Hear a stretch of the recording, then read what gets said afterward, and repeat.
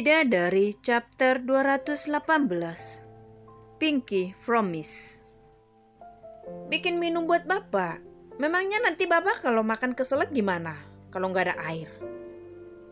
Celutukan yang membuat Reiko menengok ke meja dan dia menyadari sesuatu yang memang belum ada di sana.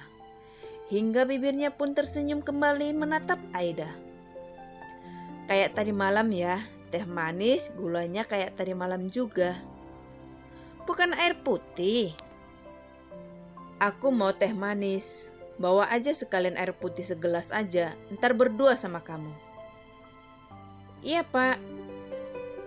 Jawab Aida yang sudah ngeloyor ke dapur malas berdebat. Menyisakan Reiko di meja makan yang masih mengawasi punggungnya yang berjalan ke dapur.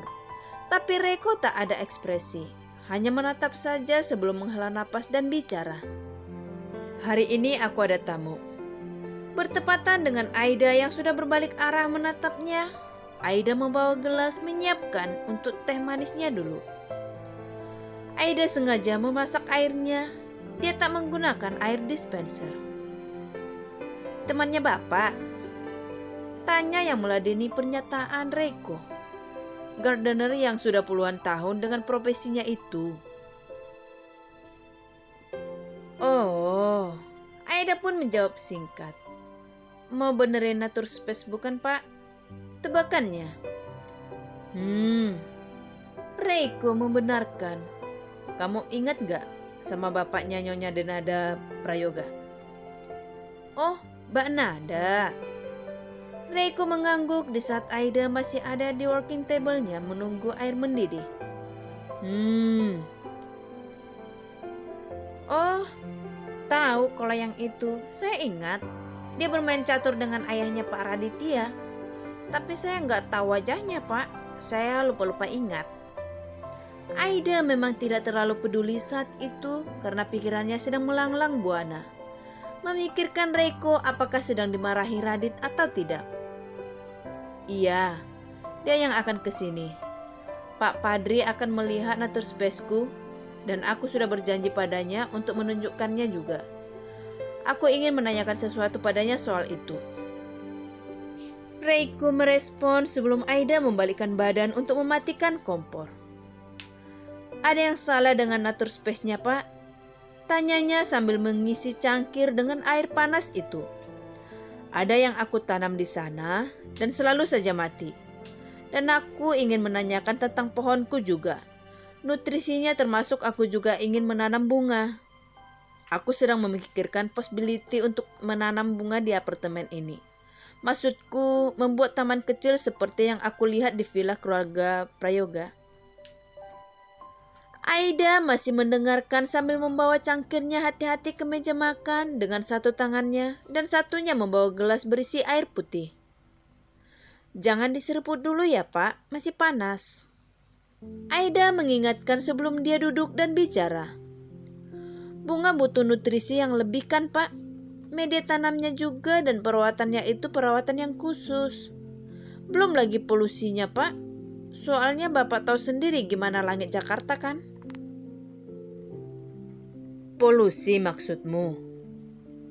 Reiko menjawab saat Aida mengangguk dan mengambil sendok yang ada di piring tadi. Ya benar pak. Makanya aku ingin bicara dengannya. Karena meskipun dia bukan seorang lulusan sarjana dan mengerti nutrisi tumbuhan berdasarkan ilmu paten, pengalaman hidupnya mungkin bisa membantuku dan ini lebih berguna daripada seseorang yang hanya belajar dari textbook. Reiko menambahkan lagi sambil tangannya juga mengambil cangkir tehnya. Papa suka banget bukan sama Nature Space kayak gitu? Mata Reiko melirik pada Aida yang juga menatapnya dan dia mengangguk pelan. Aku memang suka bagian yang hijau seperti taman yang luas. Tapi karena ini di apartemen, aku hanya bisa menanam sedikit. Dan aku suka kalau duduk di sana karena semuanya alami dan hijau. Lagi-lagi Reiko tersenyum simpul mengarahkan pandangannya ke Nature Space. Tadinya tuh, aku ingin buat kayak ada aliran air mengalir. Supaya kesannya ada sungai di sekitaran taman itu. Tapi setelah dipertimbangkan faktor resikonya juga dan kebersihannya termasuk orang yang akan mengurusnya, aku gak jadi buat, lebih ribet. Reiko bicara sambil memegang cangkirnya dan memang dia belum menyeruput karena masih panas. Seperti surga yang mengalir sungai-sungai di dalamnya.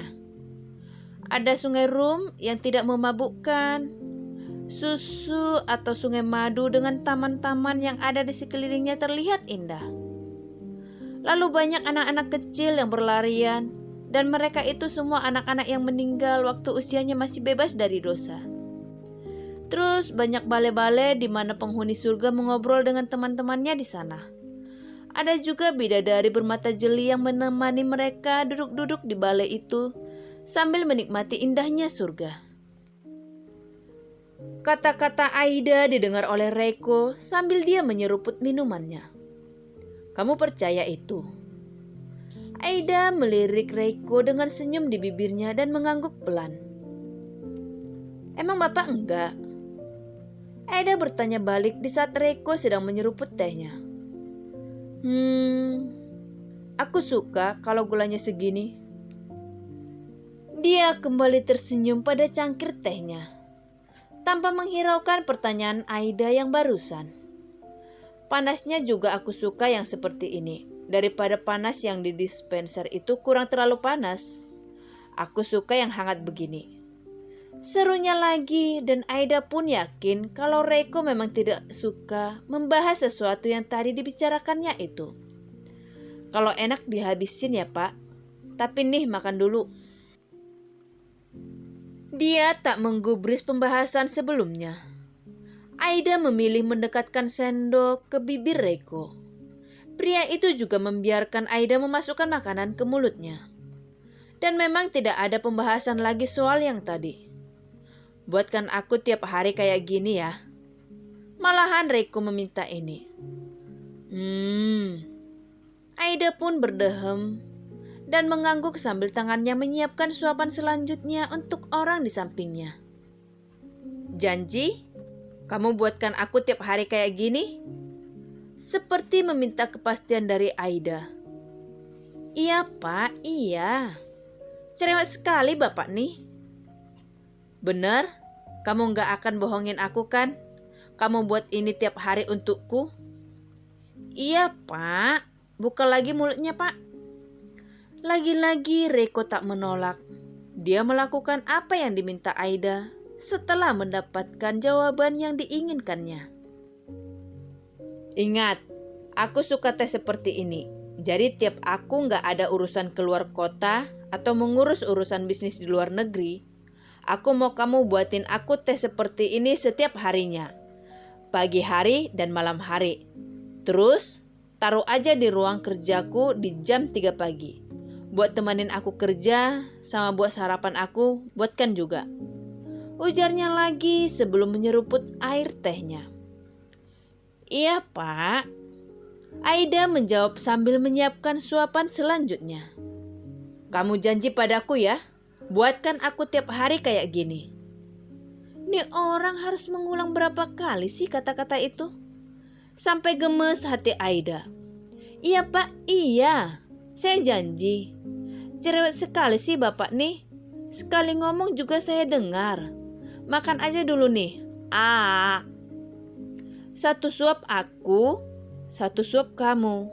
Yang itu kamu suap untukmu dulu. Ya Pak. Kalau tidak sabar-sabar, Aida ingin sekali memberikan tinjunya pada Reiko. Apalagi melihat wajahnya yang senyum-senyum seperti ini. Aida benar-benar tak tahu apa yang ada dalam pikiran Reiko. Pokoknya kamu gak boleh lupa. Kalau aku ada di apartemen ini, kamu harus buatin yang gini dan beli lagi biskuit yang kayak kemarin ya.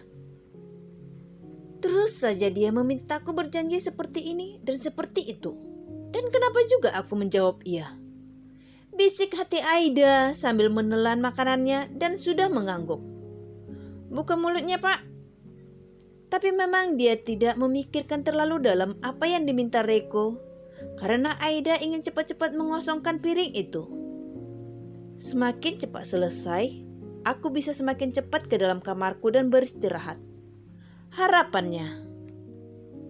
Ingat, aku ingin teh seperti ini setiap hari. Dan aku sudah ingatkan kamu berkali-kali. Awas saja kalau sampai lupa buatkan ini untukku. Iya, Pak. Saya tiap hari bikin itu buat Bapak. Bikin teh kayak gitu. Udah puas, Pak? Jawab Aida gemes. Oke, aku pegang janjimu ya, Ai. Ih, apa sih? Pakai tepuk-tepuk kepala saya, Pak. Risih Aida. Aku suka kalau kamu nurut. Dan kamu janji dulu ke aku. Kalau kamu buatin teh ini tiap hari buat aku. Pakai pinky promise janjinya. Aida mencebik melihat Reiko yang sudah mengulurkan jari kelingkingnya. Lebar senyum Reiko sambil menunggu jari kelingking Aida. Terserah Papa aja deh. Yang disambut malas-malasan oleh Aida dengan mengaitkan kelingkingnya. Entah apa maksud pria itu mengutarakan permintaan barusan. Reiko tak ada niat untuk menjelaskan apapun pada Aida. Bahkan pada dirinya sendiri Reiko membiarkan pikirannya tak membuat kesimpulan apapun. Reiko malah bersemangat membuka mulutnya lagi supaya Aida memasukkan makanan yang sudah habis di dalamnya. Benar-benar manja. Bapak tuh kalau habis sakit sama pas sakit itu memang kayak gini bukan? Kayak anak kecil. Suka-suka akulah. Pria itu tak mau menjawab, hanya memberikan respon sesuka hatinya saja. Dan di saat Reiko mau meminta suapan lagi, telepon di saku piyamanya bergetar. Siapa yang telepon, Pak? Kenapa ndak diangkat?